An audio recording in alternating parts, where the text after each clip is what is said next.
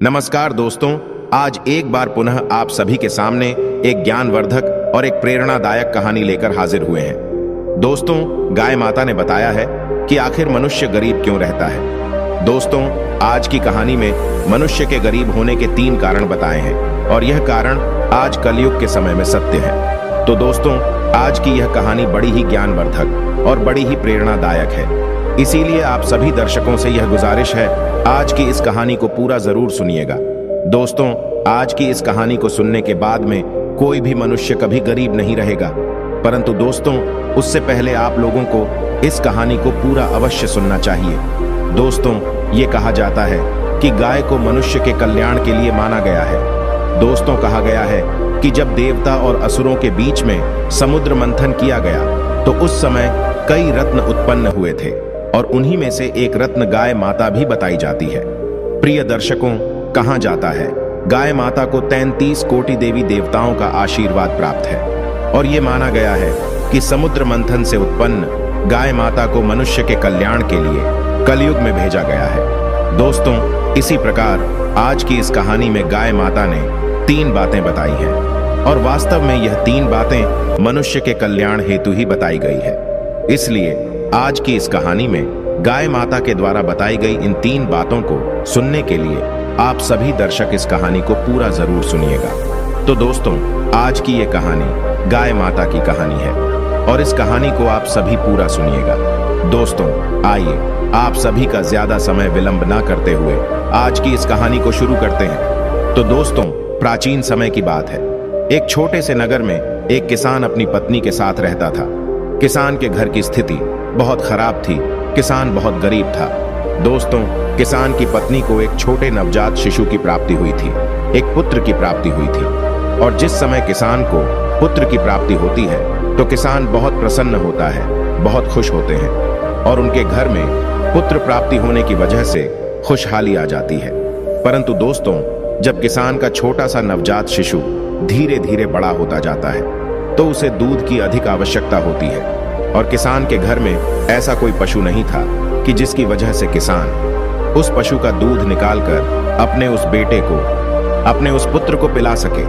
तो दोस्तों, उसके बाद में किसान इस बात को लेकर बहुत सोचता है और उसके बाद में किसान को एक उसका मित्र आकर बताता है कि हमारे ही इस नगर से कुछ मीलों दूर एक वन में एक ऋषि रहते हैं और उनके पास एक बहुत सुंदर गाय है। अगर आप उस गाय को उस ऋषि से मांगकर, उस साधु से मांग कर ले आते हैं तो आप अपने पुत्र को दूध पिला सकते हैं। दोस्तों, जैसे ही उस किसान का मित्र किसान से कहता है तो किसान दूसरे दिन सुबह के समय ही अपने घर से उस नगर से मीलों दूर उस वन की तरफ जाने लगता है और चलते चलते उसे शाम हो जाती है। मगर वह किसान उस ऋषि के पास जाकर पहुंच जाता है और ऋषि मुनि के पास जाकर वह किसान उन्हें प्रणाम करता है और प्रणाम करने के बाद में वह किसान उस ऋषि से कहता है कि हे ऋषि, मैं इस वन से मीलों दूर एक नगर से आया हूँ और मैं अपने पुत्र के लिए एक गाय लेने के लिए आया हूँ, क्योंकि मेरा जो पुत्र है वो अभी बहुत छोटा है और उसे दूध की बहुत आवश्यकता है। इसलिए मैं आपके पास इस गाय को लेने के लिए आया हूँ और मैं आपसे यह निवेदन करता हूँ कि कृपा करके आप मुझे इस गाय को दे दें, जिससे मैं इस गाय को अपने घर ले जाकर अपने पुत्र की दूध की भूख को शांत कर सकूं। दोस्तों, उसके बाद में वह किसान उस ऋषि से कहता है कि हे ऋषि महाराज, आप जो भी चाहोगे, जितने भी चाहोगे, उतनी मुद्रा मैं आपको दे दूंगा, परंतु इस गाय को आप मुझे दे दीजिए। दोस्तों, उसके बाद में और वो ऋषि उस किसान की बातों को सुनकर हंसने लगते हैं और कहते हैं कि प्रिय बालक, खैर, अगर तुम्हारे पुत्र के दूध की भूख है तो तुम अपने पुत्र के लिए इस गाय को निःशुल्क ले जा सकते हो, परंतु मैं इस गाय को तुम्हें देने के एक भी पैसा नहीं लूंगा, क्योंकि मैं एक ऋषि हूं और ऋषि को और साधु को और वनवास काटने वाले इंसान को धन की कोई आवश्यकता नहीं होती है।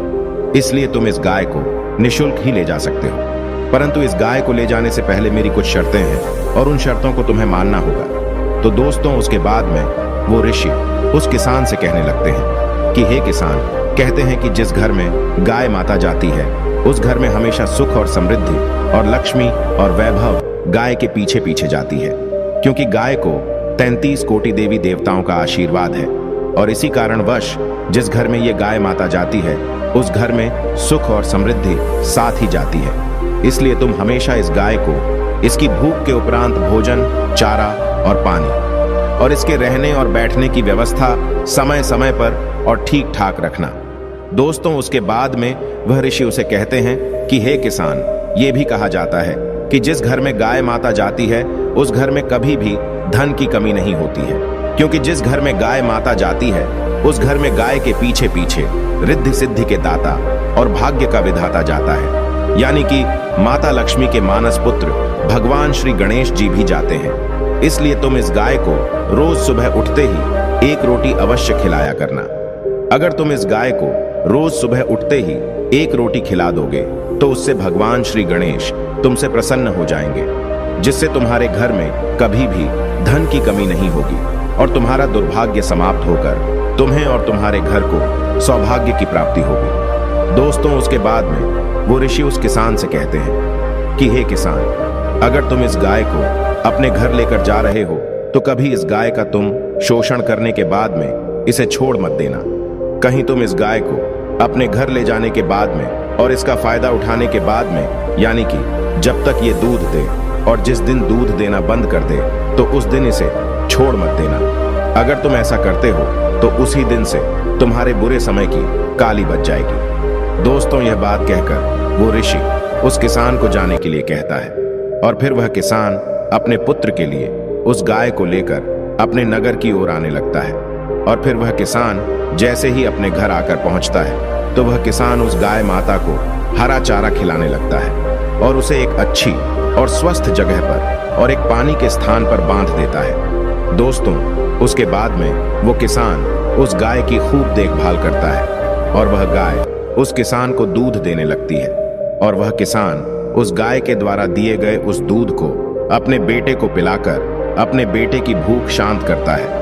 दोस्तों, जिस दिन से वह किसान उस गाय को अपने घर में रखने लगता है और उसकी देखभाल करने लगता है, उस दिन के बाद से ही उस किसान के अच्छे दिन आने लगते हैं और वह किसान देखते ही देखते पूरे ही गांव में धनवान होने लगता है और पूरे नगर में बहुत अच्छा एक घर बना लेता है। दोस्तों, जिस दिन वह किसान अपने किसी कार्य को लेकर घर से बाहर जाता तो वह अपनी पत्नी से इस बात को बोलकर जाता कि गाय माता को किसी चीज की कमी नहीं होनी चाहिए। दोस्तों, इस तरह वह किसान गाय माता की खूब देखभाल करता और गाय माता उस किसान को जागृत रूप से परिचय देती रही। परंतु दोस्तों, फिर एक दिन की बात है, वह गाय दूध नहीं देती है। जिस दिन वह गाय दूध नहीं देती है तो वह किसान कुछ नहीं सोचता है और सोचने लगता है कि हो सकता है कि कोई भी कारणवश गाय ने आज दूध नहीं दिया हो। परंतु दोस्तों, जैसे ही दूसरा दिन आता है तो उस दिन भी गाय दूध नहीं देती है और देखते ही देखते गाय दूध देना बंद कर देती है। दोस्तों, जैसे ही गाय दूध देना बंद कर देती है तो वह किसान धीरे धीरे गाय की ओर से लगाव कम करने लगता है और गाय के पास जाना तक छोड़ देता है और ना ही गाय को सुबह सुबह रोटी खिलाता है बल्कि स्वयं खाना खा लेता है, परंतु गाय को चारा तक नहीं देता है।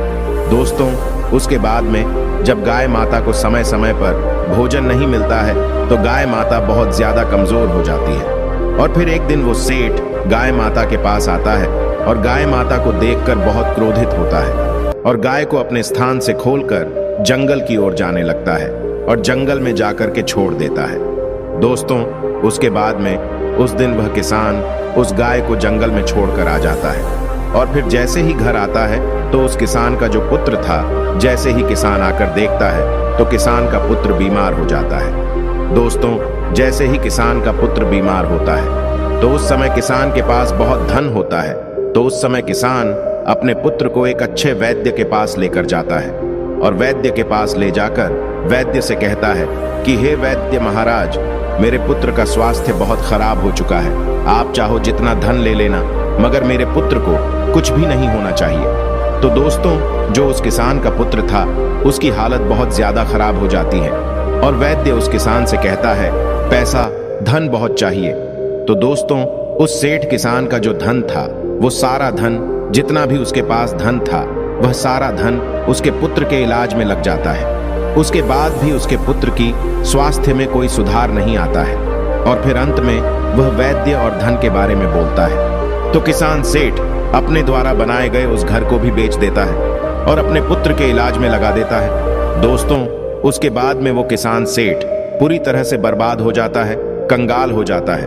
और फिर उसका पुत्र ठीक होता है और वह किसान सेठ अपने पुत्र को लेकर अपने घर, अपने नगर की ओर आता है। तो उसके पास कोई घर नहीं होता है और ना ही धन होता है। तो वो किसान पूरी तरह कंगाल हो जाता है और अपने पुत्र को अपने पुराने घर, अपने पुराने झोपड़ी में लेकर चले जाता है और वहां पर जाकर रोने लगता है और बहुत उदास होता है। दोस्तों, उसके बाद में वह किसान सेठ समझ जाता है कि ये सब मेरे ही कर्मों की वजह से हो रहा है। तो वो किसान सेठ उस गाय माता को ढूंढने के लिए जंगल की ओर जाता है और जंगल की ओर जाकर देखता है तो उसे वो गाय माता दिख जाती है और गाय माता से जाकर वह किसान क्षमा मांगने लगता है और गाय माता के पैरों में गिर जाता है। और उसके बाद में वह गाय माता उस किसान से कहती है कि हे बालक, जैसा करोगे ठीक वैसा ही पाओगे।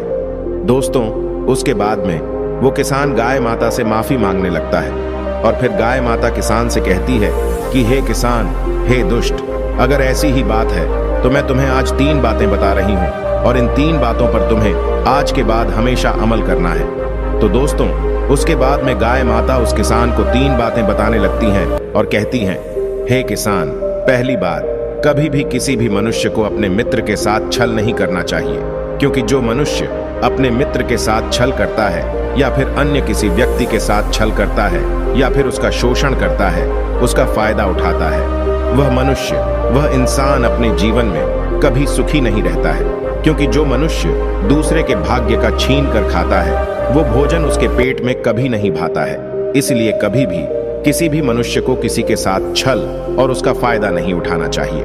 दोस्तों, उसके बाद में गाय माता दूसरी बात बताने लगती है कि कभी भी हमें अपने समय पर, अपने धन पर और अपने मन पर अपनी इच्छाओं को हावी नहीं होने देना चाहिए। क्योंकि जो मनुष्य अपने समय पर और अपने धन पर और अपने आप पर गर्व करता है, वह मनुष्य हमेशा जीवन में कहीं ना कहीं अवश्य ही ठोकर खाता है। क्योंकि दोस्तों, हर मनुष्य का समय एक जैसा नहीं होता है। क्योंकि कभी देखा जाए तो हमेशा कभी भी देख लेना, जो पहाड़ों में और जंगलों में पत्ता होता है, वो पत्ता कभी पत्थर के नीचे होता है तो कभी पत्थर पत्ते के ऊपर होता है। ठीक इसी प्रकार समय एक ऐसी घड़ी है जो बदलने में समय नहीं लगाती है। इसलिए कभी भी किसी भी मनुष्य को अपने समय पर, अपने धन पर और अपनी मन पर गर्व नहीं करना चाहिए।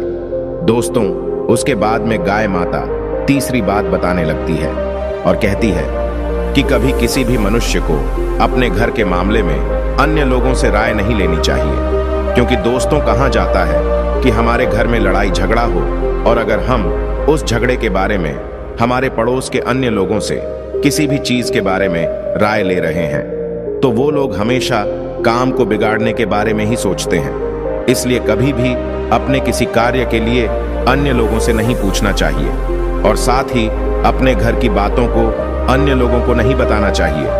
दोस्तों, ये 3 बातें गाय माता उस किसान को बताती हैं और किसान फिर से उसी समय गाय माता को अपने घर की ओर फिर से ले जाता है और ले जाने के बाद में गाय माता की सेवा करता है और गाय माता की द्वारा बताई गई उन 3 बातों पर अमल करता है। और दोस्तों, देखते ही देखते वह किसान फिर से धनी होने लगता है और उसका अच्छा समय आने लगता है। तो दोस्तों, आपको आज की ये कहानी कैसी लगी कमेंट बॉक्स में जरूर बताइएगा। साथ ही उम्मीद करते हैं कि आप सभी को आज की यह कहानी पसंद आई होगी। तो इस कहानी को लाइक और शेयर जरूर कर दीजिएगा। धन्यवाद।